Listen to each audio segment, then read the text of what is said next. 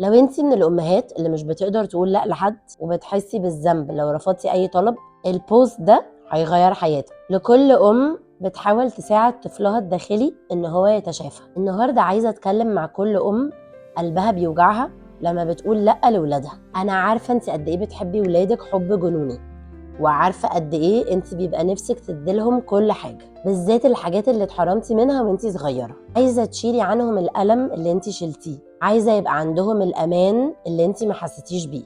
بس خليني اقولك حاجه مهمه جدا. الطفل الداخلي اللي جواكي اللي لسه بيتوجع، اللي لسه محتاج حب ومحتاج امان ومحتاج يتحضن، مسؤوليتك انت انك تساعدي الطفل ده يتشافى، مش مسؤوليه ولادك. اطفالك ما عاشوش طفولتك وما اتحرموش من اللي انت اتحرمتي منه.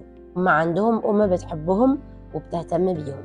انت لما بتقولي لكل طلباتهم عشان مش بتبقي عايزاهم يزعلوا زي ما انت زعلتي، لما بتخافي تحطي حدود عشان خايفه ان هم يحسوا بالرفض اللي انت حسيتي بيه، انت بكده مش بتساعديهم، انت بجد بتضريهم. الاطفال محتاجين حدود عشان يحسوا بالامان، محتاجين يسمعوا كلمه لا احيانا علشان يقدروا كلمه يتعلموا قيمتها. محتاجين يتعلموا ان الحب مش معناه ان هم ياخدوا كل حاجه هم عايزينها.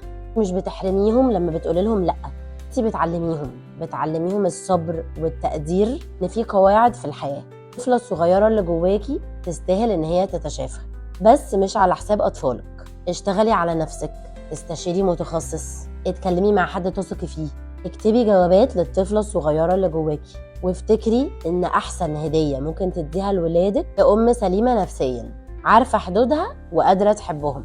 انتي محبه وهايله وبجد قلبك جميل. تخلي حبك ليهم يكون صحي، مش تعويض عن طفوله ضايعه. اطفالك عندهم حاضر جميل وانتي جزء منه. ما تخليش الماضي بتاعك يسرق منهم مستقبلهم. لو لسه حاسه انك محتاجه مساعده، اكتبي لي في الكومنتس كلمه بيرن اوت، وهبعتلك كل التفاصيل عن الكورس اللي انا عاملاه على الموضوع ده.